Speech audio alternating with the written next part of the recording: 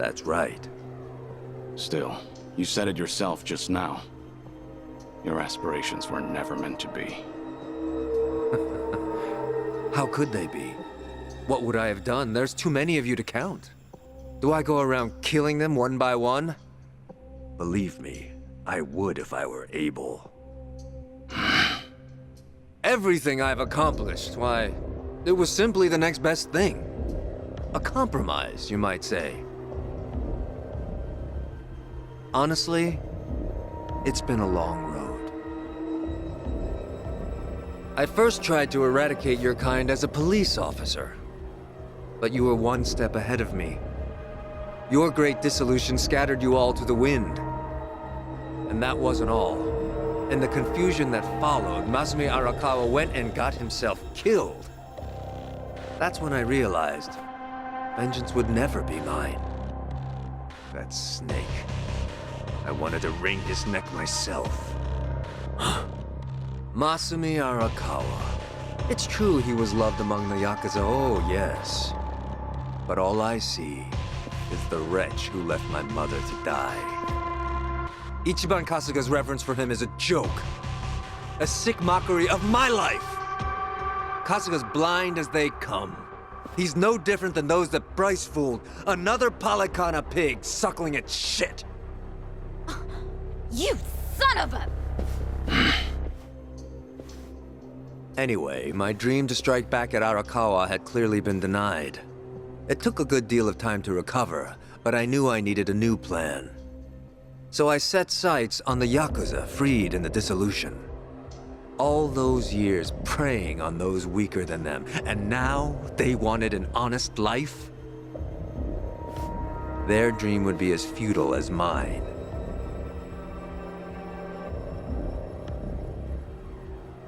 Then it dawned on me. So what if they're scattered? I'll just round them up. The Tojo and the Omi might have disbanded, but not the Seiryu clan. I baited new recruits however I could. A new Yakuza life? Fine.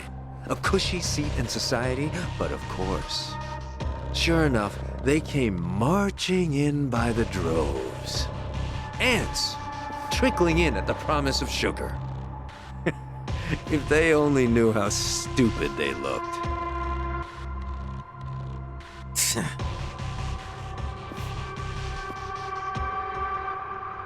No later than that, I began thinking of a way to get rid of them all. When from Bryce comes a special business venture courtesy of our very own Eiji. By then, they'd already secured an LA Island, with Fujinomiya shipping as the means of transport. They just couldn't find the manpower.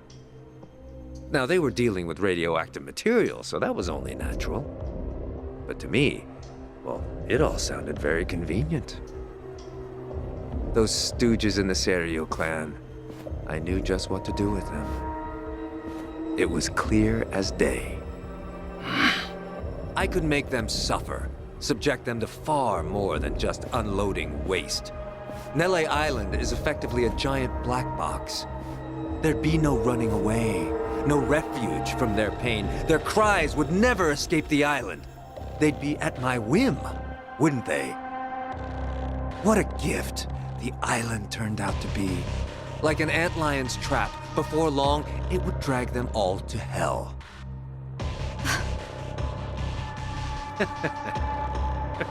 Eiji proved more valuable than I thought.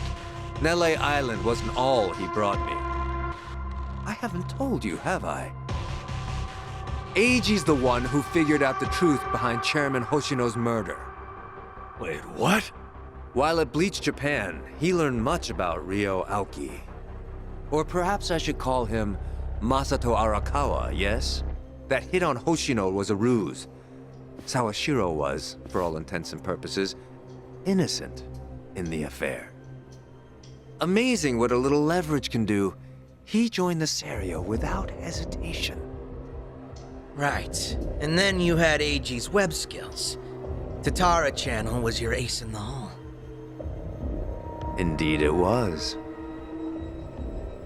Well, I suppose that's enough. It's almost ironic, wouldn't you say? Masumi Arakawa leaves two sons behind. One who worships the ground he walks on, and the other who spits on his grave. One works to rehabilitate the Yakuza, and the other, in all his hatred, sends them to their doom. We're mirror images, he and I. You're not wrong there. But Ebina, there's one thing you might add to that. Care to guess what it is? Go on. You said the nuclear waste project was a compromise for taking revenge on the Yakuza, right? You said it was impossible to go after all of them. Ichiban's different. A moron. He seriously tried to give every one of them a normal life again.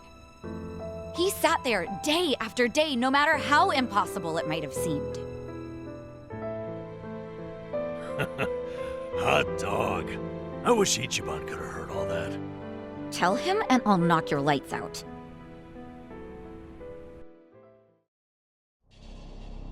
Ebina. It's clear you're